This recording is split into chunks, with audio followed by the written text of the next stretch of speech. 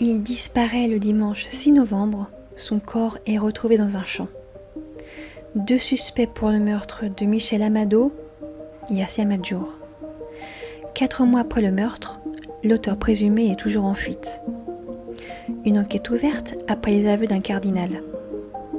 Une enquête après la mort suspecte d'un patient à l'hôpital. Dany Le Prince, innocent dans le quadruple meurtre de la Sarthe. Bonsoir à tous, j'espère que vous allez bien. Je suis Amonti et bienvenue dans les vidéos du samedi dédiées à l'actualité crime et disparition de la semaine.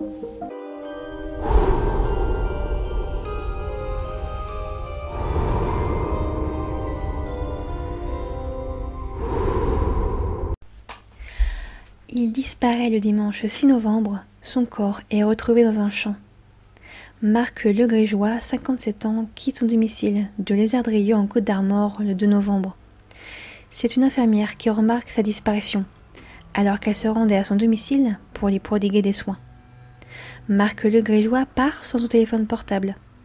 Sa disparition est très inquiétante, et un avis de recherche est lancé par les gendarmes. Son corps est retrouvé le samedi 5 novembre, dans un champ de la commune de Pleubillan, vers 10h30. Une enquête est en cours afin de déterminer les causes de son décès. 2 suspects pour les meurtres de Michel Amado et Yassia Madjour. Michel Amado et Yassia Madjour avaient disparu depuis le 12 septembre dernier dans le Yucatan au Mexique. La dernière conversation téléphonique avec leurs proches remontait au mois d'août. Après cela, ils ne communiquaient que par message. Et le dernier rendra les proches du couple soupçonneux. Car le couple déclare partir dans le Chiapas pour voir un terrain. Michel Amado et Yassia Madjour étaient déjà propriétaires de 2 auberges dans le Yucatan et étaient censés remettre à neuf un des 2 établissements pour l'ouvrir au public. Le mardi 18 octobre, leurs corps sont retrouvés enterrés dans la cour de leur auberge. 2 personnes de 34 et 41 ans ont été arrêtées il y a peu de temps dans l'état du Guanajuato et du Querétaro au Mexique. Ils sont fortement suspectés par les autorités d'être les auteurs du double homicide. 4 mois après les meurtres, l'auteur présumé est toujours en fuite.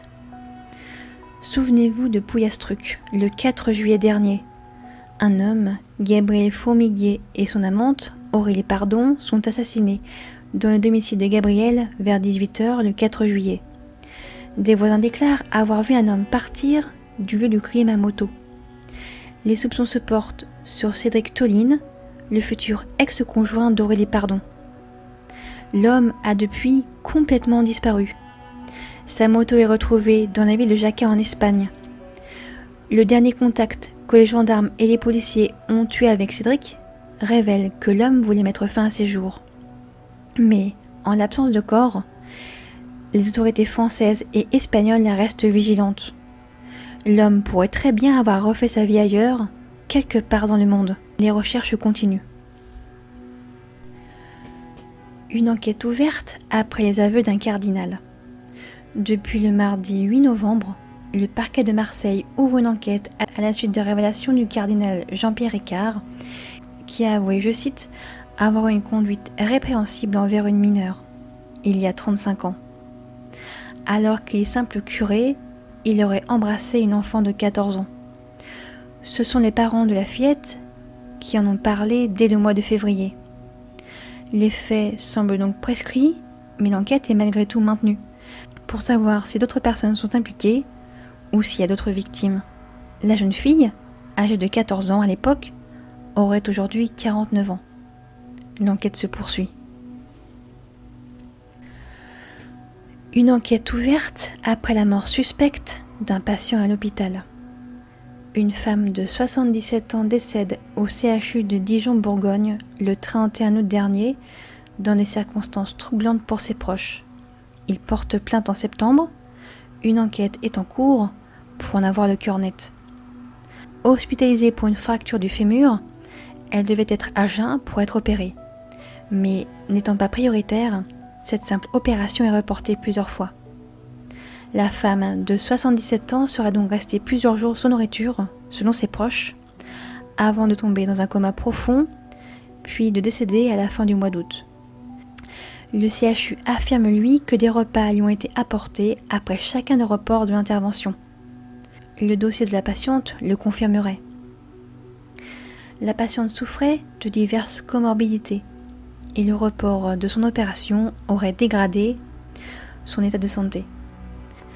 L'enquête se poursuit afin de déterminer les causes de sa mort.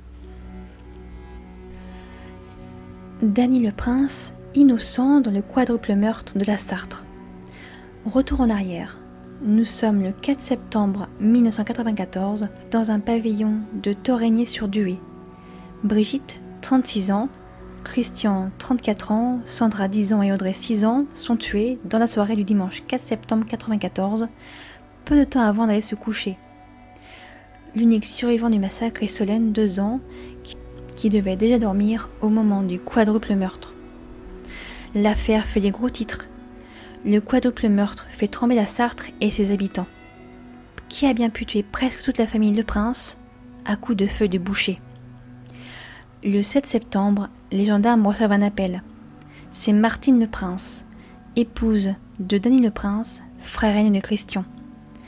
La famille habite dans une maison voisine. La feuille de boucher de leur maison n'est plus là. Pour les gendarmes, le mobile est un mélange de jalousie et de dette. Car Danny Le Prince doit 10 000 francs à son frère depuis 1986. Christian, lui, gagnait très bien sa vie. Il avait ouvert une entreprise de rénovation automobile qui fonctionnait très bien. La famille venait tout juste de rentrer de vacances. Alors que Danny et son épouse se tuaient à la tâche à la ferme et ont accumulé près de 40 000 francs de dettes. 10 000 francs à un réparateur d'engins agricoles et 30 000 francs à son frère qu'il avait donc commencé à rembourser. Car il ne restait que 10 000 francs à rembourser. Le soir même, toute la famille Le Prince est arrêtée. Après 46 heures d'interrogatoire, Danny Le Prince avoue avoir tué son frère, mais ne sait pas ce qui est arrivé à son épouse et aux filles de Christian. En décembre 1997, il est condamné à la réclusion criminelle à perpétuité. Depuis sa cellule, il clame son innocence. Danny Le Prince bénéficie d'une libération conditionnelle depuis 2012. Et depuis environ 1 an, il n'est plus sous contrôle judiciaire et peut donc s'exprimer librement. Il pointe du doigt une enquête orientée à charge et bâclée. Aucune empreinte digitale, aucun ADN lui appartenant ne se retrouvait sur les lieux du crime. En mars 2021, avec son avocat, il dépose une requête en révision. En mai, un supplément d'information est ordonné. L'enquête semble donc reprendre. Je vous remercie d'avoir écouté ces actualités jusqu'au bout et j'espère que cela vous a plu. N'hésitez pas à partager votre ressenti en commentaire. Je vous donne rendez-vous mercredi prochain pour une nouvelle histoire. Passez un très bon week-end, prenez soin de vous et de vos proches, et d'ici là, n'oubliez pas,